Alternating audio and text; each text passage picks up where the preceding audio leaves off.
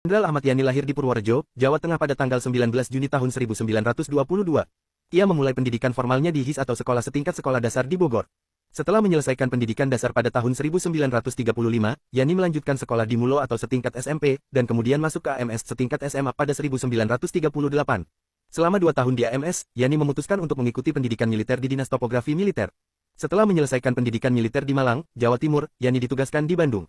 Melihat potensi yang besar dalam dirinya, Yani dikirim ke Bogor untuk mengikuti pendidikan militer yang lebih intensif. Setelah kembali ke Bandung, Yani menjadi guru bahasa sebelum Jepang masuk ke Indonesia.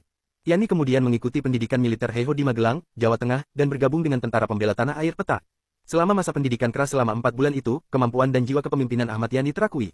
Ia bahkan diberikan sebuah katana pedang samurai Jepang sebagai pengakuan atas kompetensinya. Setelah terbentuknya Tentara Keamanan Rakyat TKR, Ahmad Yani diangkat sebagai Komandan TKR Purwokerto. Dia berpartisipasi dalam menumpas pemberontakan PKI Musuh di Madiun pada tahun 1948. Selama agresi militer Belanda II, dia menjabat sebagai Komandan Wekreise II di daerah Kedu.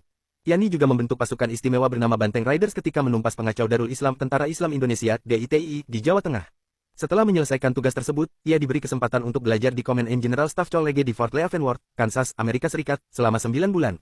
Pada tahun 1956, ia juga mengikuti pendidikan selama 2 bulan di Special Warfare Course di Inggris.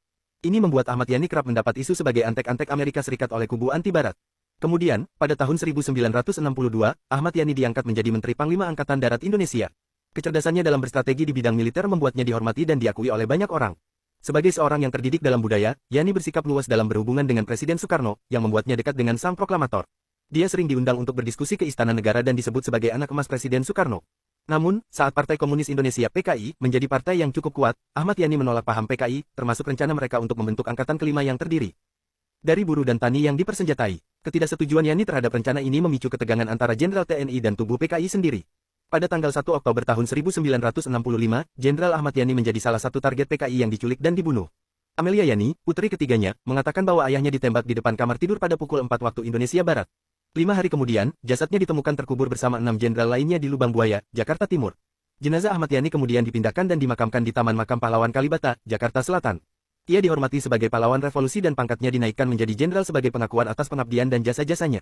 Jenderal Ahmad Yani pernah berkata, "Kemajuan yang kita peroleh harus dapat kita pertahankan dengan kemampuan dan kekuatan sendiri, karena yang memberi kemajuan kepada kita adalah rakyat kita sendiri."